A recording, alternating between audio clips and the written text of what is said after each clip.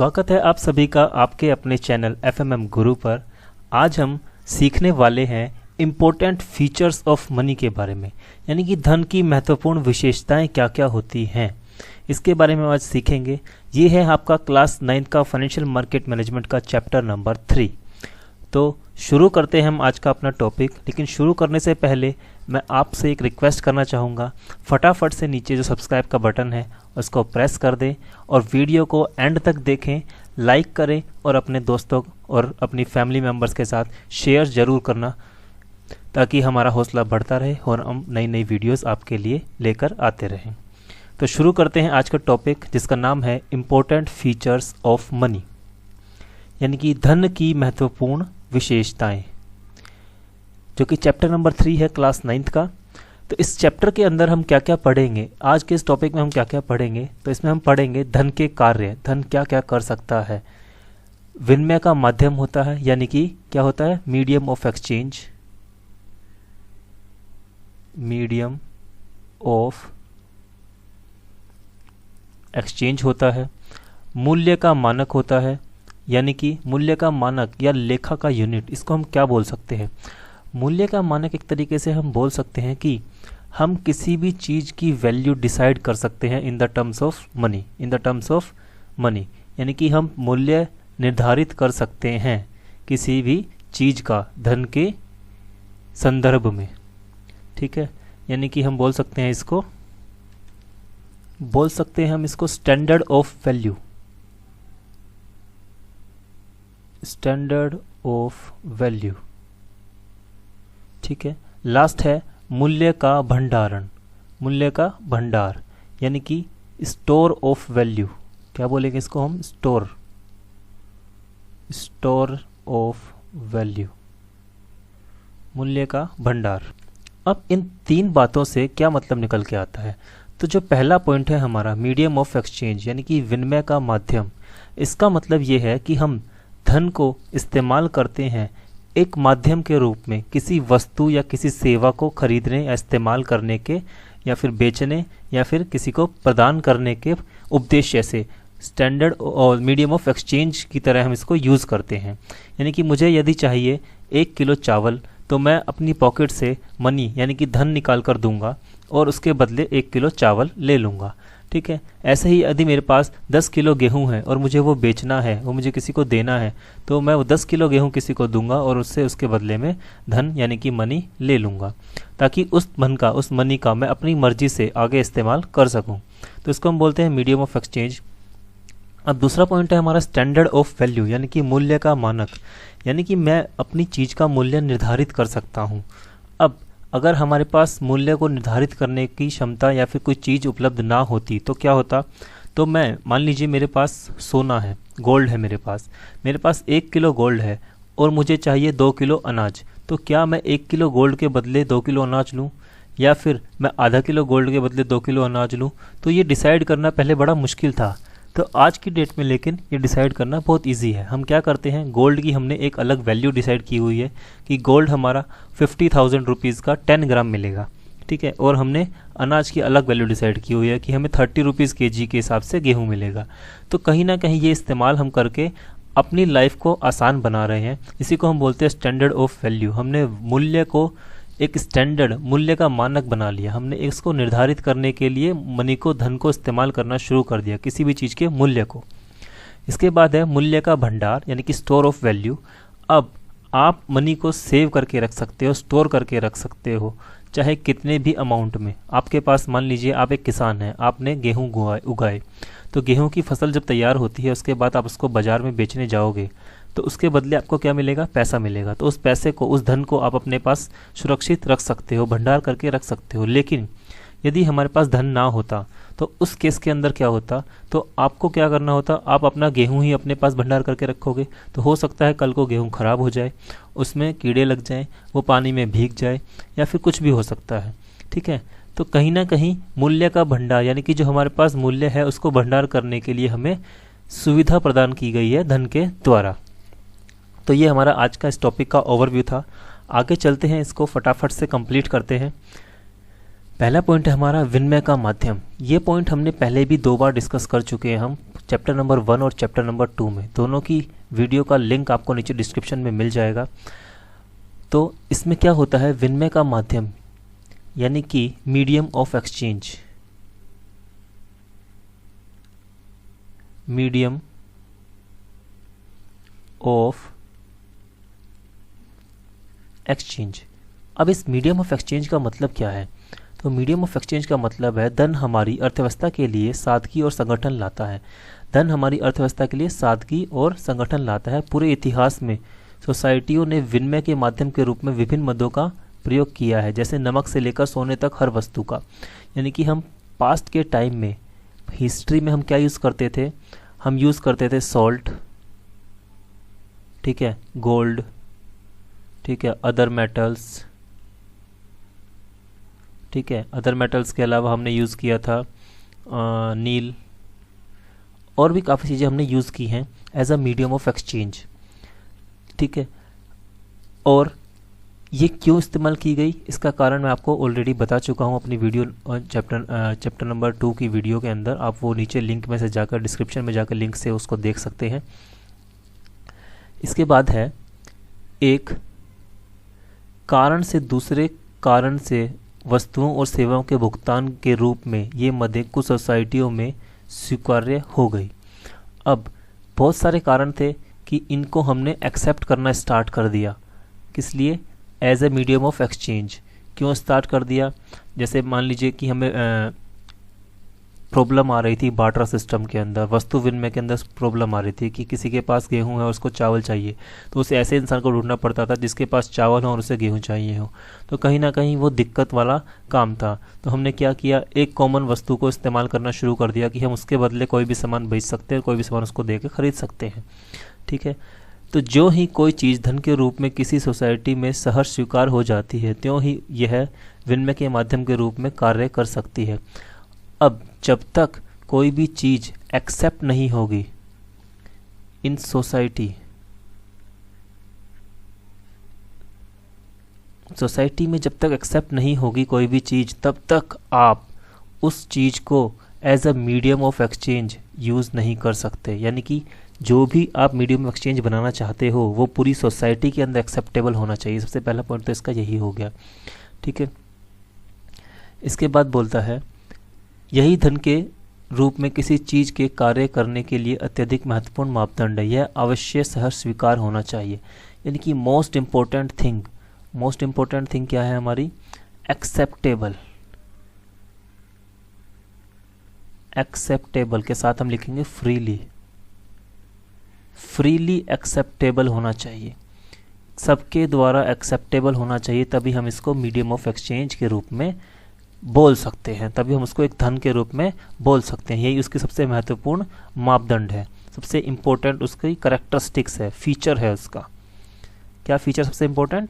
कि वो एक्सेप्टेबल होना चाहिए सभी के द्वारा, सहर्ष यानी कि फ्रीली और हैप्पीली एक्सेप्टेबल होना चाहिए। इसके बाद आगे चलते हैं। नेक्स्ट पॉइंट है हमारा मूल्य का मानक या लेखा का यूनिट।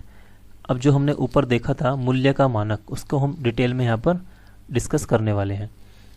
धन का एक दूसरा कार्य यह भी है कि यह मूल्य के मानक या लेखा के यूनिट के रूप में कार्य करता है। अर्थात धन सामान्य मद के रूप में कार्य करता है जिससे सभी वस्तुओं और सेवाओं के मूल्य तय किए जा सकते हैं।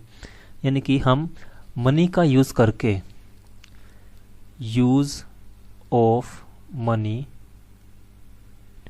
टू डिसाइड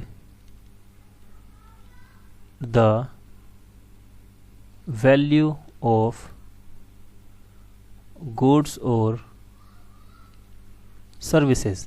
हम मनी का यूज़ करते हैं ताकि हम वैल्यू को डिसाइड कर सकें किसी भी वस्तु या सेवा की, कि उसका मूल्य कितना है, कितना रेट है। जैसे अब आज की डेट में अगर आप पार्ले जी का बिस्किट का पैकेट लेने जाते हो तो 5 रुपये का है, तो वो 5 रुपये का है। तो ये आपने कैसे डिसाइड किया? क्योंकि आपको 5 रुपये यानी कि आपके पास धन की क्षमता, धन है जिसका इस्तेमाल करके आप उसकी मूल्य को निर्धारित कर सकते हैं। यदि धन नहीं होता तो आप कैसे निर्धारित करते कि पार्ले जी का बिस्कुट कितने रुपए का मिलेगा? नहीं कर सकते थे, ठीक है। इसके बाद क्या बोलता है? यदि कोई व्यक्ति कंप्यूटर चाहता है उसको यह परिकलित नहीं करना पड़ेगा कि इसे खरीदने के लिए कितनी डबल रोटी आवश्यक होंगी, या चावल के कितने थैले या नमक के कितने पैकेट आवश्यक होंगे। तो ये क्या बोलना चाह रहा है? आप ये बोलना चाह रहा है, मान लीजिए किसी इंसान को कंप्यूटर चाहिए, ठीक है, और उसके पास चावल है या फिर रोटी है, डबल रोटी है या नमक है, तो उसको ये निर्धारित नहीं करना पड़ेगा कि एक कंप्यूटर के बदले कि कितना हम चावल दें, कितने पैकेट हम नमक दें या कितने पैकेट हम डबल रोटी के दें। ये निर्धारित करने की आवश्यकता नहीं है, क्योंकि कंप्यूटर का ऑलरेडी एक मूल्य है 20,000, 25,000, 30,000, तो वो मूल्य वो अदा करके कंप्यूटर को खरीद सकता है। धन के अनुसार लेखा का यूनिट या मूल्य यह कार्य करता है, ठीक है। कंप्यूटर की लागत 20,000 रुपये होगी तो कोई भी कंप्यूटर खरीदना चाहता है के लिए कंप्यूटर का सामान्य मानक मूल्य है, तो जो 20,000 रुपये है वो अदा करके कंप्यूटर को खरीद सकता है। ये सिंपल सी एक बात है। इसके बाद है मूल्य का भंडार।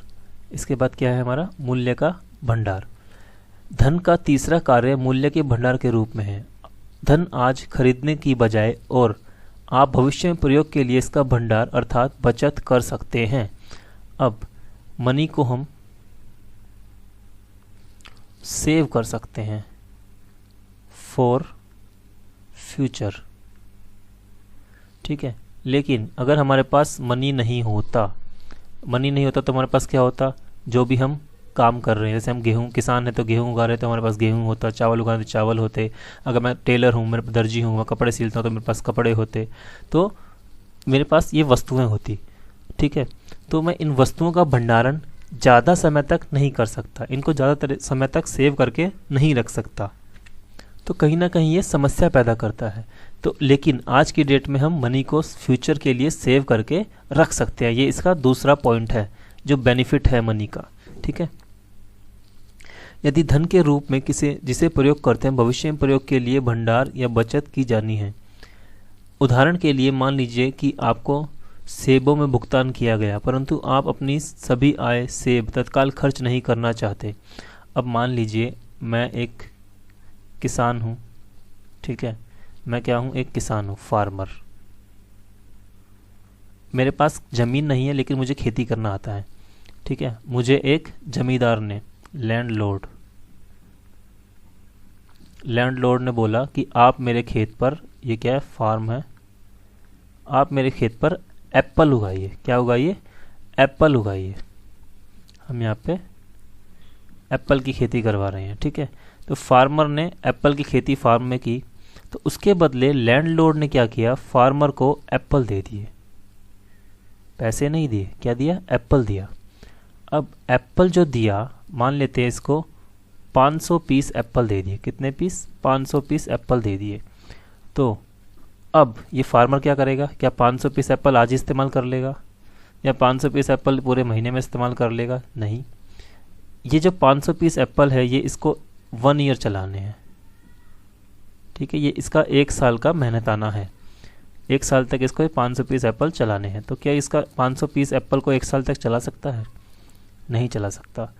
कुछ समय के बाद, 1 महीने में, 15 दिन में, 20 दिन में वो एप्पल ख़राब होना शुरू हो जाएंगे और उसके बाद उन एप्पल्स की कोई वैल्यू नहीं रहेगी, ठीक है। तो वो यही कहना चाह रहा है कि, क्या कहना चाह रहा है आगे देखते हैं।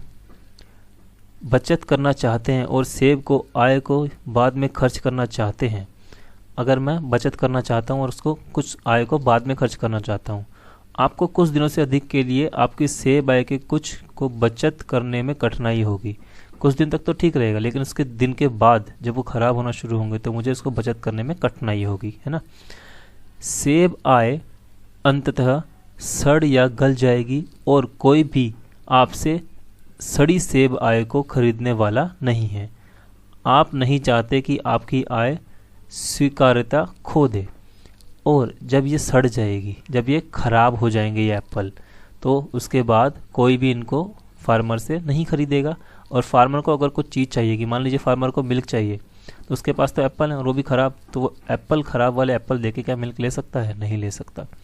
तो कहीं ना कहीं समस्या आती है अगर हमारे पास धन ना हो तो। यदि हम किसी और वस्तु को धन की तरह इस्तेमाल करना चाहें तो हम अपना धन ऐसे रूप में चाहते हैं जो बचत के लिए सुगम और सुविधाजनक हो। हम जो अपना मनी है, जो हमारा मनी है, वो हमें कैसा चाहिए? सेविंग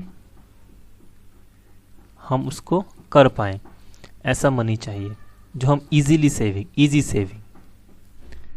इजीली इसको सेविंग कर पाए, आराम से उसको रख सके, सुविधाजनक हो। ठीक है, तो ऐसा हमें धन चाहिए। धन का एक ऐसा रूप होना चाहिए जो सरल और सुगम हो और बचत के लिए आसान हो, न कि वस्तु जैसे सेब या संतरा जो खराब हो जाते हो और अपना भंडार मूल्य खो देते हो। इसलिए सेब और संतरे की बजाय धातु के सिक्के और पेपर मुद्रा धन के रूप में प्रयोग की जाती हैं। इसीलिए हम क्या करते हैं? सेब और संतरों की जगह धातु के सिक्के इस्तेमाल करते हैं।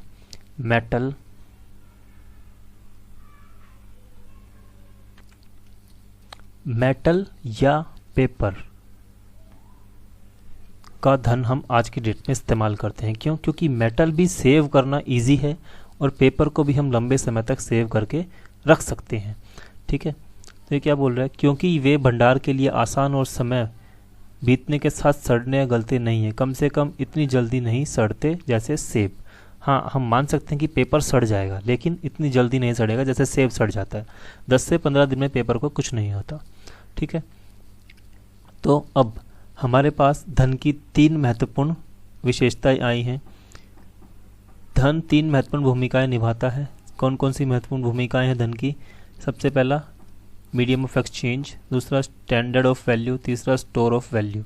जो हमने स्टार्टिंग में पढ़ा था, धन की क्या है? भूमिकाएं हैं। विशेषताएं भी बोल सकते हैं, भूमिका भी बोल सकते हैं, धन क्या कार्य करता है वो भी बोल सकते हैं इसको। ठीक है, इसके बाद है यह हमारे घरों को चलाने और हमारी अर्थव्यवस्था को अधिक निर्बाध रूप से कार्य करने में सहायता देता है। यह हमें भविष्य के लिए बचत करने में समर्थ बनाता है।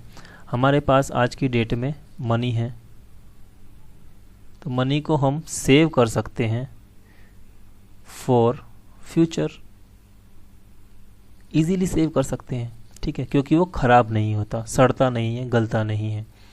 ठीक है, इसके बाद बोलता है क्या? तथापि खोल या मन के धन में जितना कार्य नहीं करेंगे। शुरू के समय में एक सरल अर्थव्यवस्था में वे कर सकते थे और किया। धन के रूप में स्वीकार्यता के लिए कुछ सामान्य विशेषताएं। जो हमारी खोल या मन के जो हमने शुरू में इस्तेमाल किए थे, वो आज की डेट में कामयाब नहीं है, क्योंकि हमें आज बहुत ज़्यादा एक्सेस क्वांटिटी में धन चाहिए। तो हम खोल या मनकों को इस्तेमाल नहीं कर सकते, क्योंकि वो इतनी ज़्यादा क्वांटिटी में अवेलेबल नहीं है। ठीक है, क्योंकि आज की डेट में हमारी जनसंख्या बहुत ज़्यादा हो गई है। तो अब हमारे पास धन के रूप में स्वीकार होने के लिए कुछ विशेषताएं हैं धन की, वो देख लेते हैं कौन कौन सी विशेषताएं हैं। पहला, एक्सचेंज के प्रभावी माध्यम के रूप में कार्य करने के लिए धन को टिकाऊ होना चाहिए। धन हमारा टिकाऊ होना चाहिए। ठीक है, यानी कि जल्दी सड़े ना, गले ना।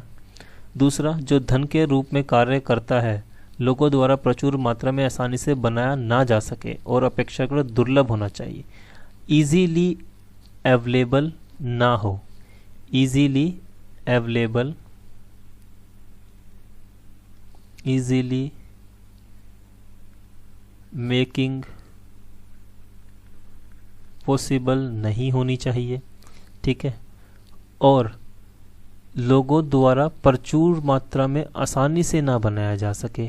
ठीक है, और अपेक्षाकृत दुर्लभ होना चाहिए, यानी कि बहुत कम अवेलेबल होना। जैसे हमारा जो आज का जो नोट है, वो जो पेपर है, वो आपको मार्केट में वो पेपर कहीं नहीं मिलेगा। क्यों नहीं मिलेगा? क्योंकि वो दुर्लभ पेपर है, वो इजीली नहीं मिलेगा, क्योंकि वो सिर्फ गवर्नमेंट के पास आता है और गवर्नमेंट उसे बनाती है और उसको सिर्फ हम नोट बनाने के लिए इस्तेमाल करते हैं।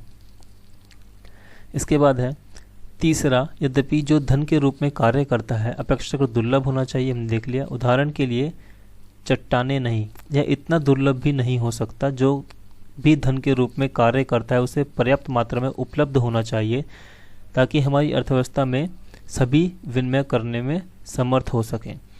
जो ये है, ये हमें इजीली अवेलेबल नहीं होना चाहिए, लेकिन ये ऐसा भी नहीं होना चाहिए कि हम डायनासोर की तरह जो अवेलेबल ही नहीं है। ठीक है, या फिर बहुत ही कम अवेलेबल है, कोई ऐसी चीज़ भी नहीं होनी चाहिए। तो ऐसी चीज़ जो अवेलेबल है लेकिन इजीली अवेलेबल नहीं है, उस पर रिस्ट्रिक्शंस लगी हुई है, ऐसी चीज़ को हम धन की तरह इस्तेमाल कर सकते हैं। इसके बाद क्या बोलता है चौथा, धन को आसानी से परिवहन किया जा सके, ट्रांसपोर्टेशन। परिवहन मतलब ट्रांसपोर्टेशन, ट्रांसपोर्ट करना इजी हो, इजी ट्रांसपोर्ट, ठीक है। और लास्ट है, और अंत में धन को प्रयोग करने योग्य मात्राओं में या अंशों में विभाजित किया जा सके।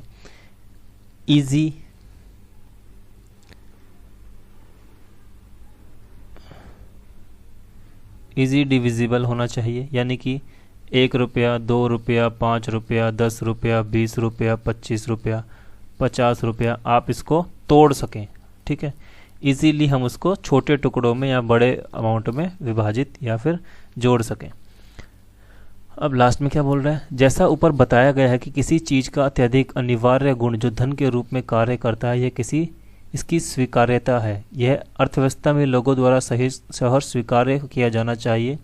आज विनिमय के माध्यम के रूप में धन ने पेपर मुद्रा, सिक्कों और प्लास्टिक मुद्रा का रूप ले लिया है। सबसे मेन जो बात है वो क्या है, एक्सेप्टेंस की। सबसे मेन बात क्या है, एक्सेप्टेबल। एक्सेप्टेबल होना बहुत ज़रूरी है। अब ये बाद में क्या बोल रहा है, आज की डेट में हमारे पास कौन कौन से टाइप के धन है। आज की डेट में हमारे पास है कॉइन्स, पेपर मनी और प्लास्टिक।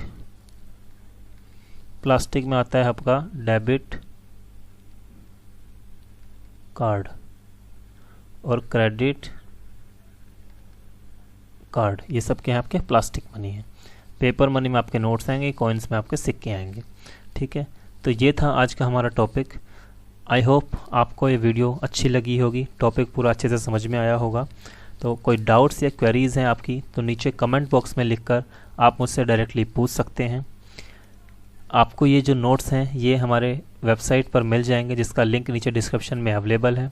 चैप्टर 1 और 2 की वीडियोस का लिंक भी नीचे डिस्क्रिप्शन में अवेलेबल है। तो फटाफट से नीचे जो सब्सक्राइब का बटन है उसको प्रेस कीजिए, बेल आइकन को दबाइए और वीडियो को लाइक करना बिल्कुल ना भूलें। बहुत जल्द एक नई वीडियो के साथ आपसे मुलाकात होगी, तब तक के लिए goodbye, keep watching, thank you.